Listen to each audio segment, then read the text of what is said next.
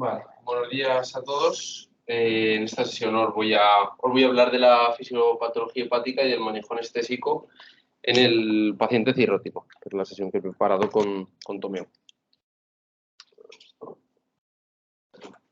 Vale,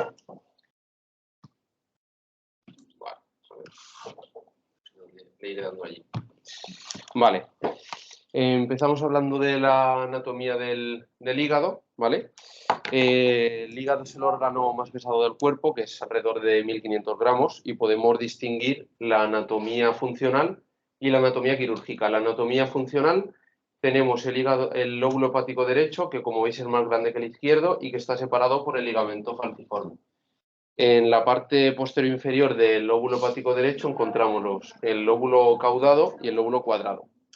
Sin embargo, los cirujanos describen la anatomía quirúrgica en base a su irrigación sanguínea, ¿vale? Separan el lóbulo hepático derecho del izquierdo en función de la bifurcación de la arteria hepática y de la vena porta. Como veis, el ligamento falciforme quedaría incluido dentro del lóbulo hepático izquierdo, ¿vale? Que en este caso sería más grande. Y diferencian también 8 segmentos hepáticos. En cuanto a la anatomía microscópica, también tenemos que diferenciar dos unidades. Una es la unidad funcional, la unidad anatómica o lobulillo, y otra es la unidad funcional o acino. El lobulillo, que hay entre 50.000 y 100.000 lobulillos en todo el hígado, está compuesto de una vena centrolobulillar en el centro, rodeada de 4 o 5 espacios portales, ¿vale? Y los hepatocitos se disponen de forma radial, ¿vale? Entre estos. En cambio, el acino, en la parte central, lo que tiene es un tracto portal y la vena centrolobulillar es lo que se encuentra en la periferia, ¿vale? Vendría a ser este triángulo de aquí. Entonces, el plasma rico en nutrientes y en oxígeno pasaría del tracto portal hacia la vena centrolobulillar, que es la que está en la periferia. Por eso, en caso de una lesión isquémica, la región que primero se vería afectada es la que está más cercana a la vena centrolobulillar, ¿vale? Este plasma pasaría de un sitio a otro por los sinusoides hepáticos que están llenos tienen gran cantidad de fenestraciones, ¿vale? Que permiten el paso de proteínas y otras sustancias. Al tener esta gran permeabilidad, el hígado se debe de considerar como espacio intravascular en cuanto al manejo de líquidos. Hablando ahora un poco de la hemodinámica hepática, debemos saber que el flujo sanguíneo hepático constituye entre el 25 y el 30% del gasto cardíaco. Es decir, más de un cuarto del gasto cardíaco se va para el hígado, ¿vale? Hay que diferenciar el flujo que viene de la arteria hepática y el que viene de la vena porta. El que viene de la arteria hepática constituye aproximadamente el 25% del flujo sanguíneo y proporcionalmente esta sangre está más oxigenada, ¿vale? Sangre arterial. Hasta el 50% del suministro de oxígeno viene de la arteria hepática. En cambio, la vena porta proporciona la mayor parte del flujo, un 75% más o menos, y a pesar de que proporcionalmente no está tan oxigenada porque es sangre venosa, vemos que como hay más cantidad de flujo venoso portal, la mayoría del oxígeno en realidad viene de la vena porta, ¿vale? Estos vasos se regulan según la vena porta, según la cantidad de sangre que venga de las vías gastrointestinales y del bazo, y la arteria hepática según la demanda metabólica, ¿vale? Tiene un mecanismo de autorregulación.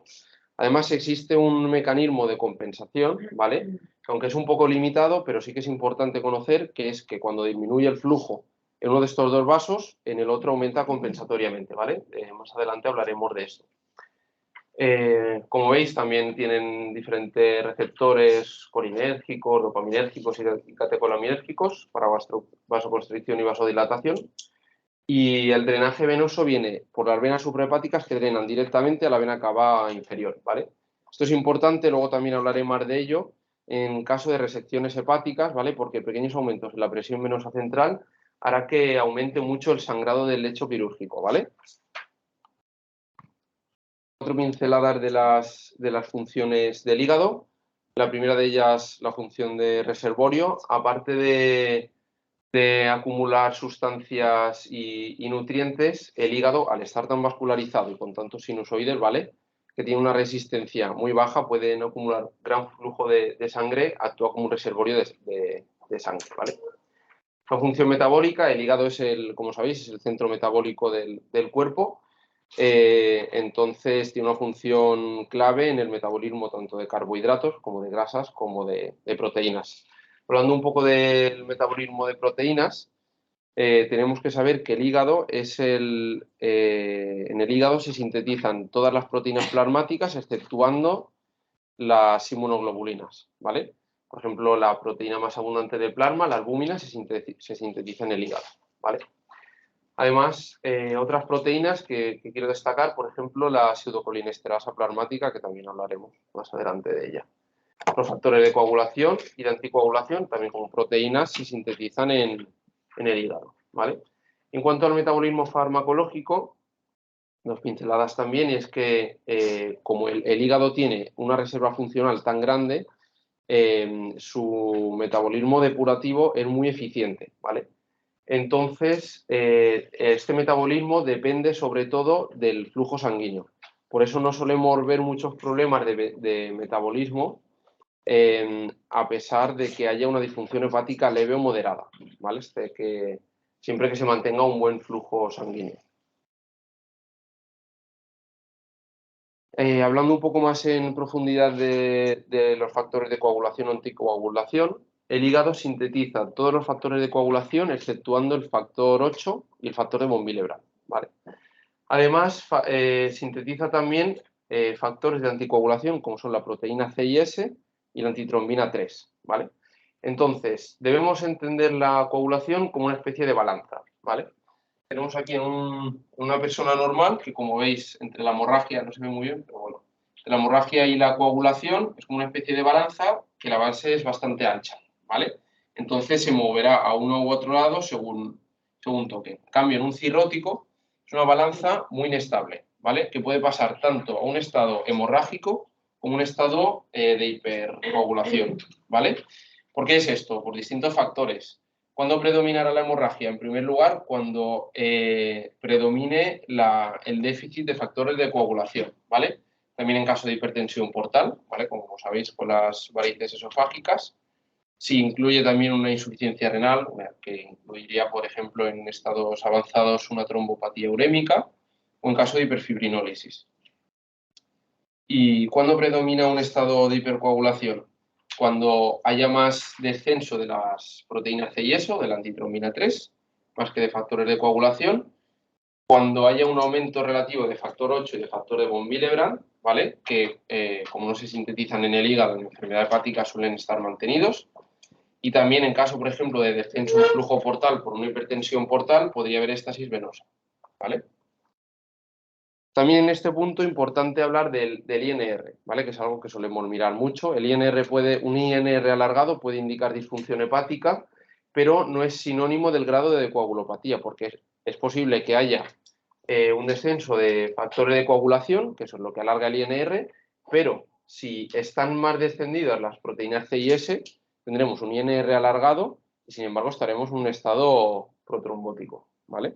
Nos sirve para valorar bien el estado de coagulopatía. Aquí os dejo una tabla, no voy a entrar mucho en ella, pues si queréis echarle un vistazo de los fármacos que son inductores e inhibidores del sistema del citocromo P450, que como sabéis es el elemento clave del metabolismo farmacológico, ¿vale? Es interesante tenerlo en cuenta. Os lo dejo por aquí. Hablando un poco ahora de la cirrosis. La cirrosis es una enfermedad hepática terminal y progresiva, ¿vale? Que está definida anatomopatológicamente por unos nódulos de regeneración rodeados de fibrosis, ¿vale? Que es el estadio final de esta disfunción hepática. La correlación clínica gravedad no es lineal, por esto que he comentado de la gran reserva. O sea, tenemos la suerte de que el hígado tiene una reserva funcional tremenda, ¿vale? Entonces, hasta que no llegamos a estados muy avanzados de la enfermedad, no aparece clínica, ¿vale? Por tanto, la cirrosis compensada, por definición, es asintomática. Para valorarla tenemos la escala Child y la escala May, ¿vale?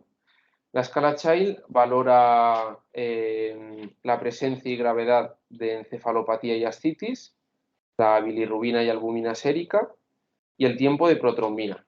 Clasifica los pacientes en 3 grupos, el Child A, B y C, siendo la el más leve y C el de peor pronóstico.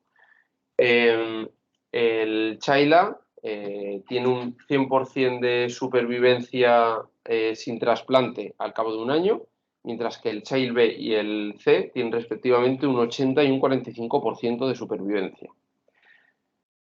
También tenemos la escala del MEL, que es la que se utiliza para priorizar pacientes en lista de espera de trasplante hepático, porque si os fijáis en la fórmula, que es bastante compleja, no incluye variables subjetivas, como sí que incluía el Child, ¿vale? Valorar la encefalopatía o la ascitis es algo subjetivo. En cambio, el MEL lo que incluye es la bilirrubina, el INR y la creatinina sérica. El MEL asigna a estos pacientes una puntuación entre 6 y 40, siendo 40 el de peor pronóstico. Y como veis en esta gráfica, en los valores comprendidos más o menos entre 15 y 30, se puede observar un aumento de mortalidad a 3 meses prácticamente lineal. Entonces, a partir de un MEL de 15 se debería considerar el trasplante hepático. Aparte tenemos el MEL modificado, el MELDA, ¿vale? Esto se diseñó, es una escala, es como el MEL, pero incluye en la fórmula el sodio sérico, ¿vale? Se diseñó porque se vio que los pacientes cirróticos descompensados que tenían hiponatremia dilucional, que es secundaria al trastorno circulatorio cirrótico, tenían una mortalidad hasta 16 veces superior que el mismo grupo de pacientes. Bueno, sigo hablando. ¿Cómo la cierras? Bueno, se vio que los pacientes estos con hiponatremia dilucional tenían una mortalidad hasta 16 veces superior que el mismo grupo de pacientes cirróticos descompensados sin hiponatremia. Entonces se decidió incluir el sodio en la ecuación porque así se valoraban mucho mejor los pacientes. Además, también se puede incluir a los pacientes con síndrome hepatorrenal.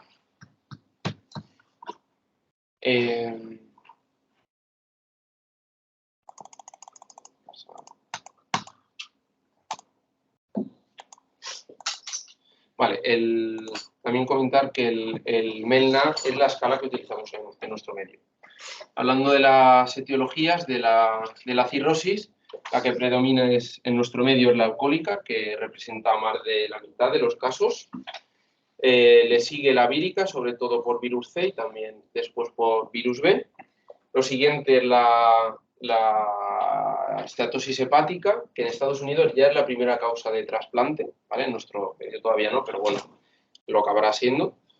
Y ya por último tenemos las causas más raras como el síndrome de Budd-Chiari, la hepatitis autoinmune o la enfermedad de Wilson. Hablando un poco de la clínica de la cirrosis, las manifestaciones gastrointestinales, la más importante es la hipertensión portal. Esto está causado por estos nódulos de regeneración de los que hablábamos, que lo que hacen es desestructurar el parénquima hepático, entonces hay un aumento de presión en el sistema portal. Este aumento de presión se transmite de forma retrógrada a venas colaterales, que son principalmente gástricas y esofágicas, y es lo que conocemos como varices esofágicas, que condicionan un importante riesgo de hemorragia gastrointestinal con mucha morbimortalidad.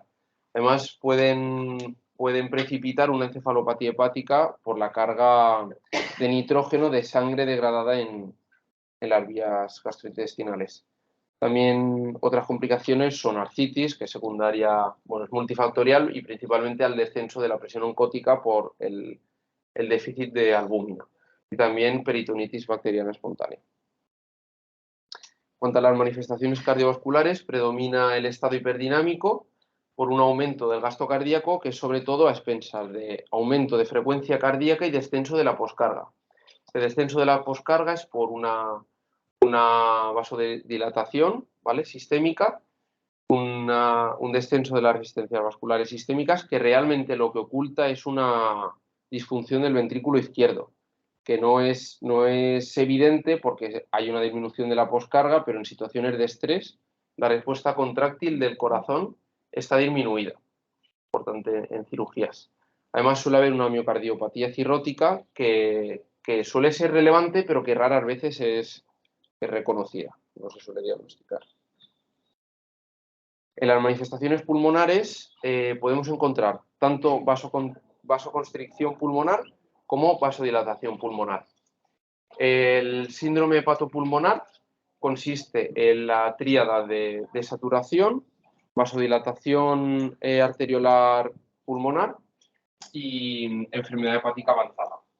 Y es bastante frecuente, ya que podemos encontrarla hasta en el 30% de pacientes elegibles para el trasplante hepático. La hipertensión pulmonar, que consiste en un aumento de la presión arterial pulmonar media por encima de 25 milímetros de mercurio, unas resistencias vasculares pulmonares por encima de 240 y un gradiente de presión transpulmonar superior a 12 milímetros de mercurio. Es una, bueno, se clasifica leve, moderada y severa, y la severa es una causa muy importante de mortalidad en el trasplante hepático. Pero lo que realmente importa en estos casos es la repercusión que tiene esta hipertensión pulmonar sobre el funcionamiento del ventrículo derecho. El éxito del trasplante hepático y, bueno, realmente de grandes cirugías en estos pacientes es la capacidad del ventrículo derecho de manejar cambios de volemia, cambios de gasto cardíaco, de resistencias pulmonares, ¿vale?, en estos casos.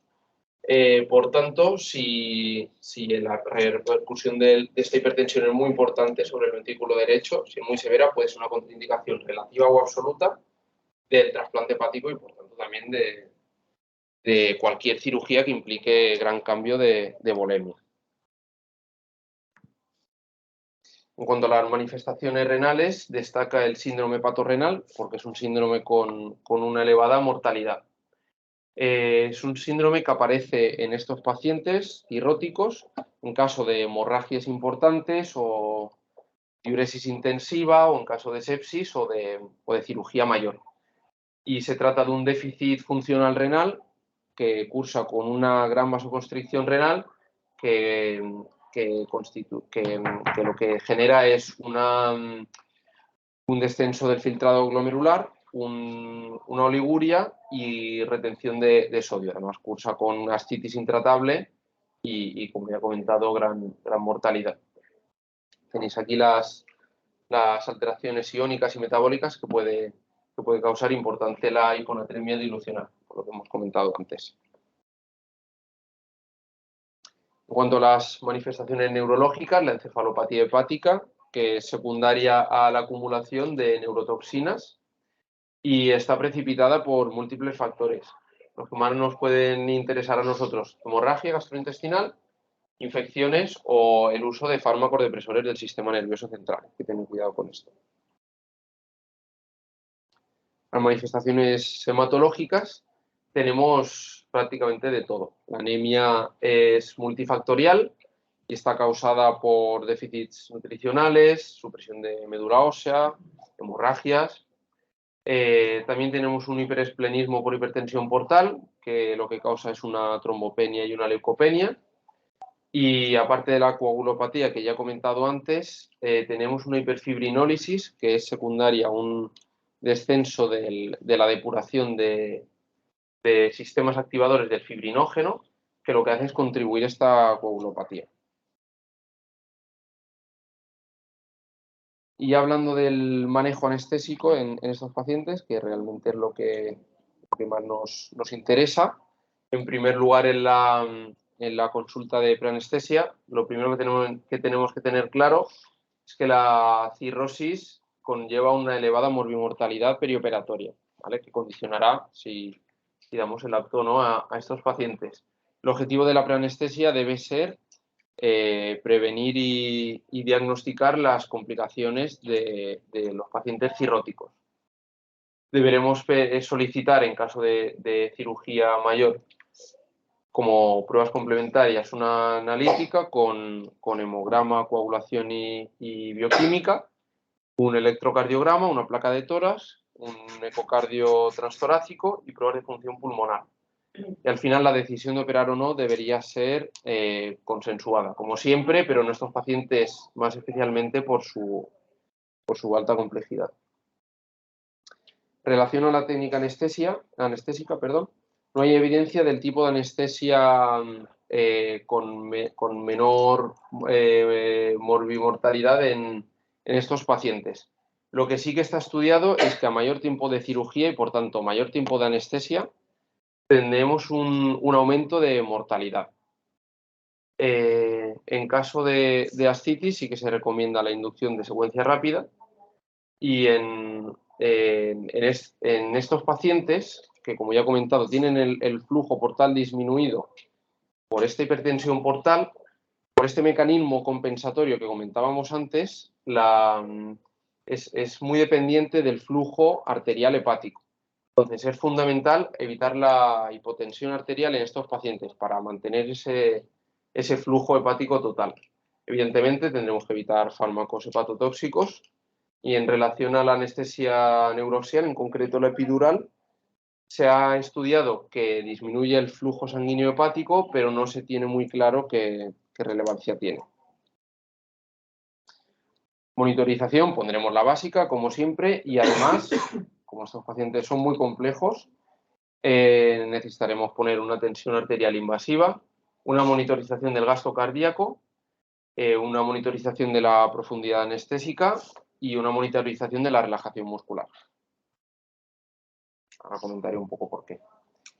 En cuanto a la elección de fármacos, los anestésicos, los inhalados, se sabe que disminuyen el flujo venoso portal y el gasto cardíaco, pero se sabe también que mantienen el mecanismo de compensación por el cual si disminuye el flujo en un vaso, aumenta compensatoriamente en el otro. Por eso es bastante interesante estos fármacos, los gases inhalados. En cuanto a los intravenosos, no tienen efectos hepatotóxicos directos, pero sí que es verdad que los cirróticos son más sensibles a los efectos depresores del sistema nervioso central de estos fármacos. Habrá que tener cuidado con esto. El propofol es el agente inductor de elección, ya que debido a su rápida distribución tiene un inicio de acción bastante rápido y una duración corta. Lo único que si utilizamos TIA o TCI se deberán disminuir dosis por esto de que son más sensibles a los efectos depresores y, como siempre, teniendo mucho cuidado con la hipotensión. Y en una sedación, si tenemos que sedar a estos pacientes, también se prefiere el propofol, ya que las benzodiazepinas como el midazolam tienen un metabolismo disminuido y una duración mayor. En cuanto a los relajantes neuromusculares, la succinilcolina es la que estaría menos recomendada, ya que, como hemos comentado antes, la pseudocolinesterasa plasmática, que es sintetizada en el hígado, en estos pacientes está disminuida. Así que este fármaco tiene unos efectos prolongados, por lo que se deberá evitar. Los relajantes aminoesteroides tienen un mayor volumen de distribución, por lo que el inicio de acción es más lento y además duran más tiempo. Por eso la monitorización de la relajación muscular en estos casos es bastante importante. Sin embargo, el cisatracurio no sufre metabolismo hepático, es metabolizado por la reacción de Hoffmann en el plasma, así que podría ser el relajante de elección en estos pacientes.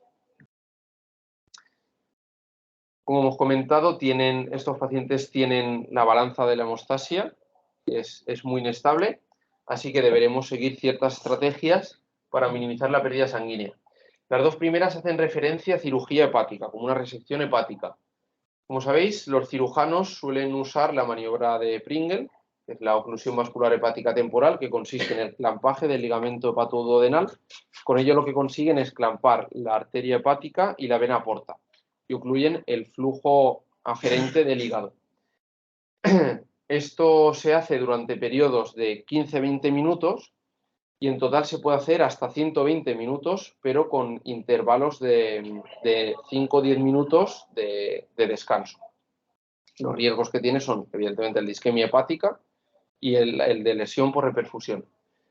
Sí que se ha visto que si se hace un precondicionamiento con sevoflurano, unos 30 minutos antes del Pringle, disminuye las complicaciones posquirúrgicas. Así que también estaría indicado.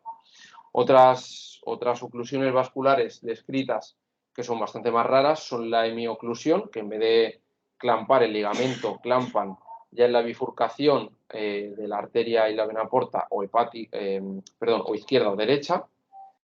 Y también la oclusión vascular total, que es un clampaje directamente de la vena cava, inferior. Que esto se hace solo en caso de que, por ejemplo, sea un tumor que coja algún trozo de vena cava. También, en estos casos, bueno, el Pringle lo que hace es disminuir el flujo anterógrado, pero el flujo venoso retrógrado, desde las venas suprahepáticas, también puede hacer un aumento de sangrado en caso de resecciones hepáticas. Por eso, nuestro objetivo debe ser mantener una presión venosa central baja, por debajo de 5 milímetros de mercurio. También está estudiado, en vez de medir la presión venosa central, el utilizar la variación de volumen sistólico, que sería no inferior a la medición de la presión venosa central. ¿Cómo mantenemos una presión venosa central baja? Con la restricción de fluidos, que se puede utilizar cristaloides a 1 mililitro kilo hora, y también utilizando la mínima PIP óptima. ¿Vale? El aumento de PIP hace que aumente la presión venosa central. También está estudiado el ácido tranexámico como profiláctico para evitar esta hiperfibrinolisis. Y en cuanto a los test de coagulación de laboratorio, ya habéis visto que no son métodos fiables de valorar realmente cómo está la hemostasia en estos pacientes, porque los podemos tener alargados, pero eso no indica que el paciente esté coagulopático. Lo que sí que está más recomendado es hacer test viscoelásticos que son directos, cualitativos, como el Rotem. Y otro método que tenemos para minimizar la pérdida sanguínea, no sé si aquí se hace, yo la verdad que nunca lo he visto, pero sí que está descrito, la hemodilución normovolémica aguda, que es en pacientes que se prevé que van a sangrar mucho, tras la inducción de la anestesia, se extraen entre 500 y 1500, hay gente que hasta 2000 mililitros de sangre del paciente, se extraen, se conservan, y se repone esa volemia con cristaloides o coloides. Entonces, en el momento de mayor pérdida sanguínea, la sangre estará más hemodiluida y posteriormente se podrá administrar esta sangre autóloga del paciente. Hay que tener cuidado en estos pacientes con la transfusión de hemoderivados por el riesgo que tienen de sobrecarga hídrica, de reacciones, de efectos adversos de la transfusión de hemoderivados, como de efectos adversos inmunológicos o de reacciones a la propia transfusión. Y por último, en cuanto a la analgesia, algunos fármacos opioides como la morfina o el alfentanilo presentan una duración prolongada, por lo que se deben evitar, siendo de elección el fentanilo o el sulfentanilo, que no tiene una duración más prolongada. El paracetamol, que a veces tenemos a lo mejor un poco de rechazo a utilizarlo, en general es bien tolerado, pero se tiene que evitar o reducir dosis si es un paciente cirrótico descompensado. Los AINES se deben evitar por el riesgo de lesión renal y la anestesia regional se recomienda como estrategia de analgesia multimodal, siempre vigilando la coagulación. Y ya como conclusiones, la enfermedad hepática se asocia con una especial morbimortalidad en el periodo perioperatorio, que tendremos que tener en cuenta. El manejo perioperatorio debe enfocarse en monitorizar y prevenir las descompensaciones cirróticas y otras disfunciones. Esto que comentábamos del INR alargado, que puede indicar disfunción hepática, pero no indica el grado de coagulopatía. Esto es muy importante. Que la escala del Child y el MEL modificado son herramientas pronósticas útiles y que la elección de la farmacología, de los agentes anestésicos, relajantes y analgesia debe ser cuidadosa y tener en cuenta la farmacocinética de estos pacientes. Y ya está.